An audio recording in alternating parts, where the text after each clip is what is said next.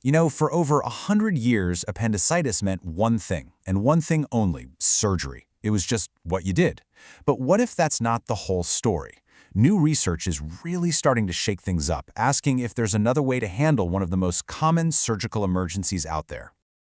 So that's really the big question we're going to dig into. If you get appendicitis, is cutting it out your only option? Or is there another path?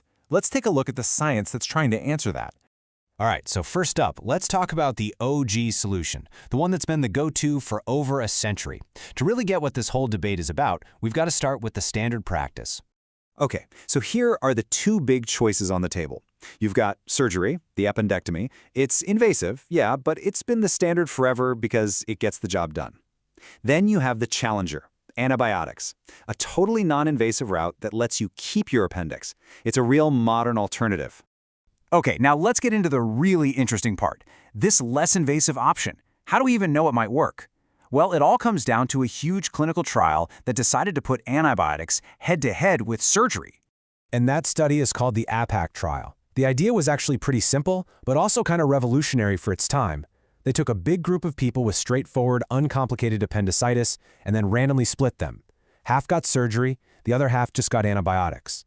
The goal? To see if just taking pills could seriously compete with going under the knife. And whoa, the initial results looked amazing. After the first year, almost 73%, that's nearly 3/4 of the people who just got antibiotics, didn't need an operation at all. I mean, on the surface, that sounds like a home run, right? And it gets even better when you look at complications. The antibiotic group had a complication rate of less than 3%. Compare that to the surgery group, which was way up over 20%. So you're avoiding surgery and having way fewer complications. It really looked like a total game changer. But, and this is a big but, that was just the one-year snapshot. So that brings us to the real test, doesn't it? What happens over the long haul? Because a year is great, but what about 5 years from now? Or 10? Did this amazing result actually stick? And to their credit, the researchers behind the APPAC trial kept going. They checked in at 1 year, then 5 years, and then kept tracking these patients for a full decade to get the complete picture. Not just the good stuff, but the long-term risks too. So, here we go. 10 years later, did that early promise of antibiotics actually hold up? Or did the story change completely? Let's find out. And here is where things get, well, a lot messier. After 10 years, almost half, we're talking 44.3% of the people who were initially treated with just antibiotics ended up back in the hospital needing surgery after all. That is a massive number of people for whom the treatment ultimately failed. This chart really paints the picture perfectly. On the one hand, hey, more than half the people, about 56%, successfully dodged surgery for 10 years. That's great for them. But on the other hand, look at that huge slice of the pie, nearly half the group who had to go through it anyway. That amazing success rate from year one, it came with a pretty serious long-term asterisk. And this is where we need to dig even deeper. Because it's not just about whether you end up needing surgery later. The 10-year results brought some other pretty serious risks and hidden costs to light that we absolutely have to talk about. So beyond the high recurrence rate we just saw, we're looking at 3 other major red flags. There's the risk of missing something really dangerous, like a tumor. There were also big problems with patient follow-up. And finally, there's the issue of the powerful, broad-spectrum antibiotics they used. Okay, let's talk about the scariest risk: undetected tumors.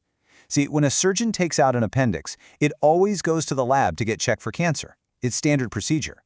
But if you only use antibiotics, the appendix stays put, and so does anything nasty that might be growing inside it. That's a huge safety concern.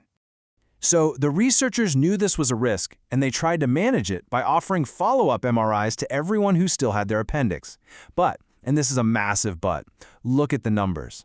Almost 30% of those patients never got the scan. That is a huge hole in the safety net. We have no idea what was going on with nearly 1/3 of these people. That's a serious flaw. And here's exactly why that missing follow-up is so scary.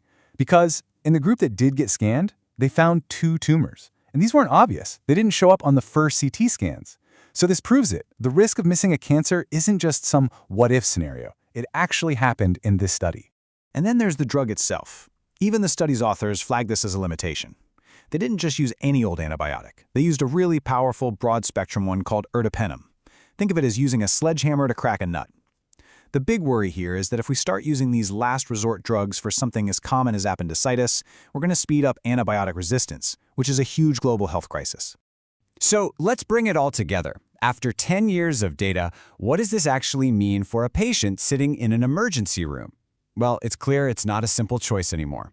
It's really a complicated trade-off between different kinds of risks. This table really lays it all out. With antibiotics, you've got a better-than-even shot, about 56%, of avoiding surgery, with fewer complications right away. But the downsides are huge. That 44% recurrence rate, the risk of a missed tumor, and the whole antibiotic resistance issue. On the other side, surgery is a one-and-done deal. It's a definitive cure, and they check for tumors. But it's major surgery, and it comes with a much higher risk of complications right out of the gate. So, what did the patients themselves think after 10 years? Well, as you can probably guess, it totally depended on their outcome. For the 91% who successfully avoided surgery, they'd do it again in a heartbeat. But for those who ended up needing surgery anyway, their opinion completely flipped. Less than half of them would choose antibiotics again. Hindsight is definitely 20/20 here. In the end, this incredible 10-year study didn't give us a simple answer. What it gave us is a choice. It took away a century of medical certainty and replaced it with a really complex personal decision. You're essentially weighing the risks of surgery today against a nearly 50-50 chance of needing it later, plus that small but terrifying risk of a missed tumor. So the final question isn't for scientists, it's for you. Knowing everything we know now, which of those paths makes more sense? Which risk would you rather take?